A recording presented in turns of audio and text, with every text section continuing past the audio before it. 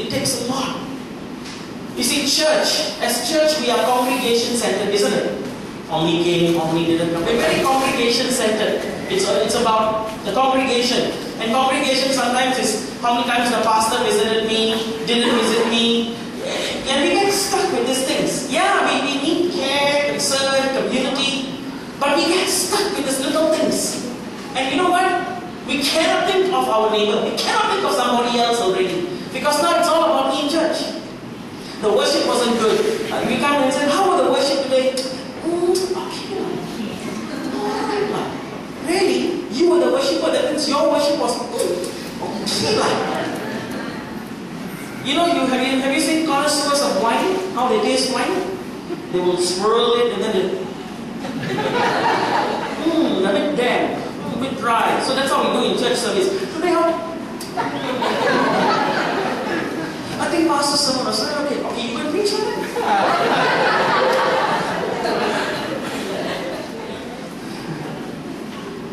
We become connoisseurs. I thought worship was of the heart and you were supposed to come and contribute.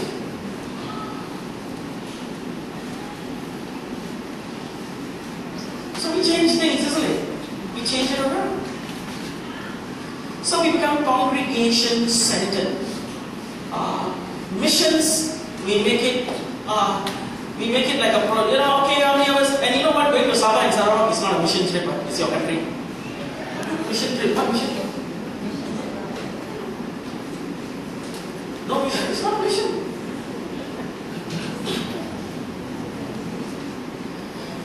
You know, Chinese New Year, most of you Chinese here, Chinese New Year. Wow, all sweat because I'm time. And then the kids, wow, how much you got? I got so much, how much? Hey, I challenge you young people, children, your angpao is 70%. All pull together, go and give to the poor.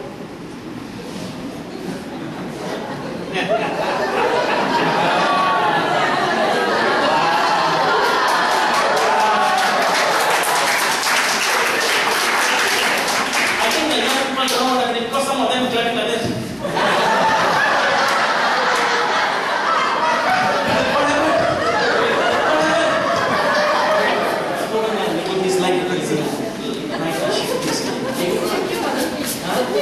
Christmas! Whoa! I tell you, the food that we waste, the clothes that we buy. So I challenged Hannah and Davina. I said, okay girls, I'm going to give you, I can't remember how much I gave. I said, okay, 100 each. You're going to buy a dress. But let me tell you what, Hannah, you take one of the girls from the squatter, Davina, you take one. All four of you go shopping. Whatever you buy, I said, you have the money now, that means it's either equal or you want to buy a bit more expensive dress for the other girl. I leave that choice to you. Will challenge your value. Looking at my neighbor will challenge my value system. Who do we invite for? You know, we always brag, who attends their church? Dato so and so, Bansri. I've never heard a church congregation brag and say, do you know who attends my church? Who? The amount of poor that come to my church, the disabled. Hallelujah! I never hear it.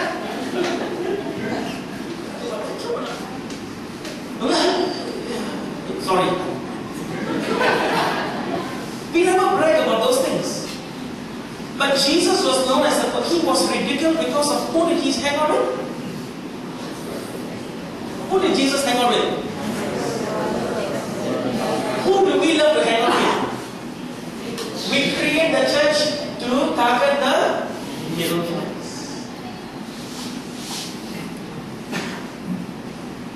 Is that not true? So what kind of a culture are you creating? How are you preaching the kingdom? Through your expression of service and worship. The greatest challenge is you. Yeah, I think only 21, brother.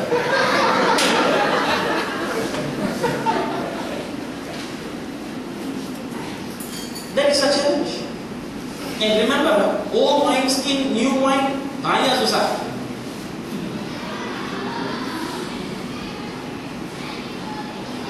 The poor educated my heart. And when I start changing things in church, it's those who have a bit more money and been there a bit longer and a bit of a position are the ones who suffer for Jesus in the wrong way.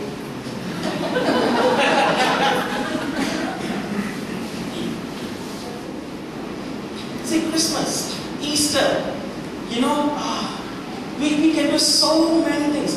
I know Easter, some of the older ones had, because we had icebreakers, and after that, they just had crazy music, and because we had so many of the young, they did their crazy thing after the whole service was over, after makan. And I know some of the older ones, so upset with me, and they handful, just fall for it, I don't care, because you know what? We are going to die first. We got one foot in the grave already. It's the young are going to come, and I must teach them to see no prejudice in their eyes. You hear me? I must teach them that it's perfectly comfortable. I remember when, it's supposed to be normal. It's supposed to be normal. It should be normal. So the guys, we who are above 40, we are the ones at church. How do you want to demonstrate the kingdom? What legacy would you leave for the next generation? What legacy would you leave? Don't vote the pastor out because he wants to bring good changes. And he didn't ask me to say that.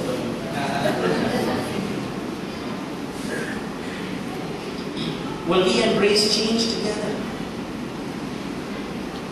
It's challenging, isn't it? Compassion is never comfortable because we are forced to change. Deciding to demonstrate the kingdom, we are forced to change. Dietrich Bonhoeffer says, when Christ calls a person, he calls him to come and die first. And he was one of the biggest thorn in the flesh for Hitler. He died in the concentration camp just before it was. You read it, you weep. You read that story, you will weep. But he impacted the guards. He impacted everybody in the prison. Because he believed the kingdom of God must express itself in a greater way to bring transformation. When we have fancy dinners, why don't you invite a family that is poor? And have that meal with them. Every Sunday, now we're doing alternate Sundays. We have children who live in the dorms. Some of the girls are abused sexually. We take them in. I can't do too many because I don't have enough space. Every alternate Sunday, they all come to my house. Okay? And Katrina and my wife will cook up a storm. She'll cook a big meal for them. They'll eat, they'll go to the park, play badminton, football, whatever it is. Come back, watch a movie. And then they'll go back. But most of them look forward to that time. They're going to come and disrupt our home. Maybe the chair will be a bit dirty, or they might break something, or compassion is uncomfortable.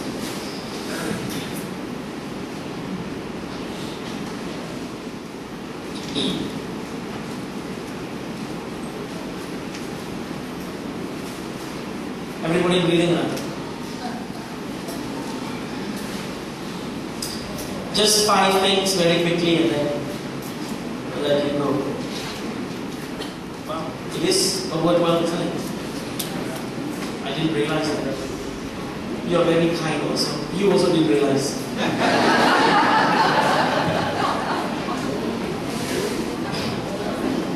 If the church is going to be a transforming agent, remember, transformation means being alive to God, in God. Okay? Transformation being liberated from bondage and liberating others from bondage. Transformation is becoming God's workmanship. Ephesians, we are God's workmanship, created in His image. We become His workmanship, committed to good works, committed to demonstrate that Christ image, to demonstrate. Transformation is this: a church community with no walls.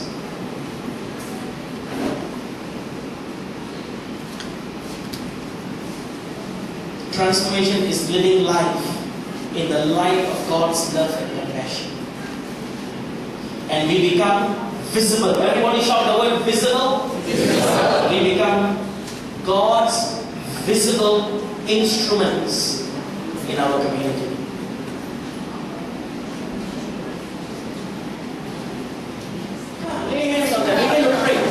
Church, I need your support.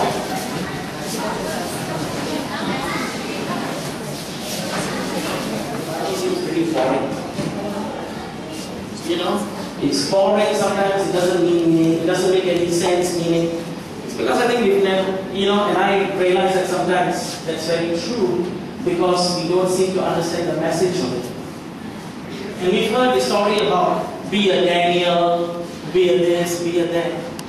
But when you think of Daniel, he was a young man with a great passion for God. And Daniel impacted 3 empires. It's not Empire Strikes Back, huh? Daniel impacted 3 empires.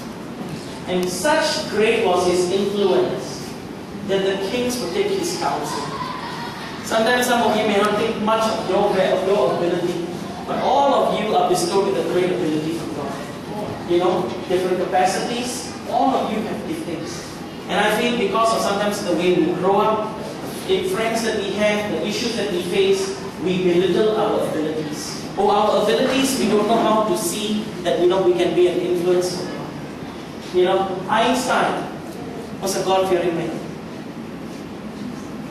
And he attributed everything to God.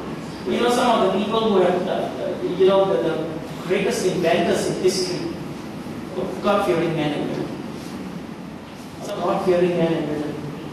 And they never report this in the paper on how these people actually acknowledge how God actually has helped them. Young people, honestly, the world is before you. The world is before you. But you know what? You have 2 kingdoms. You have 2 kingdoms, cultures that are fighting. Here God is wanting to bring your heart to Him. But here with all the different things that go on in the world, all today, all the changes that take place in IT, whatever it is, it constantly bombards you with different things and it's distracting you. And it's very hard to draw that definitive line. But who else, if not you, to reach your generation? We will say bye-bye in a few years' time. If not you, who is going to bring your generation to God? Who is going to bring changes? Who will, if not you? You have to decide. Because the love of the world is so real. But not to freak you out. And I look at you, and I see your responses when you sit down, or you do certain things I say, whatever. You give me a big window into your whole life.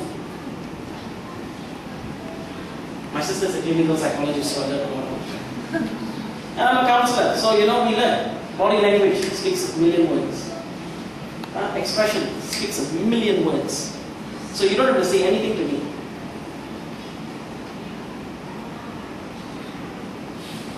And some of us are struggling with our faith. We are in church because of unbelief. And we struggle. If you allow the enemy to continue this, your destiny, which is, I would say, greatness in the sight of God, you sell it short.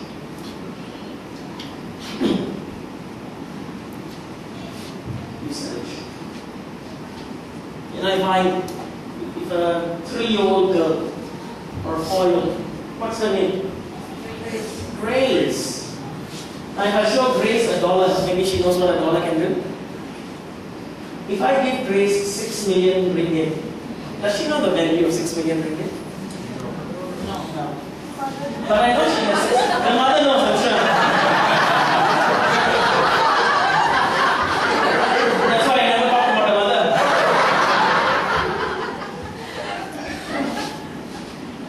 But let's say I'm giving Grace an inheritance of 6 million. She doesn't know the value, but the mother knows the value. And I say only Grace can take the 6 million and apply it to do this. The mother says, I know how to do the 6 million is better than Grace. So she says, yeah, Grace, do you want an ice cream? Yes. Sweets? Yes. That not. Just sorry, guys.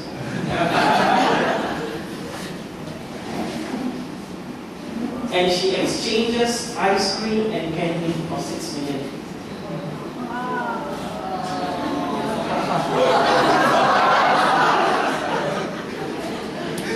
That's how you are tempted daily. That's how you are tempted daily. Because many a times you don't realize the value that God has put in you in place. And you see the short-term gratification. Short-term.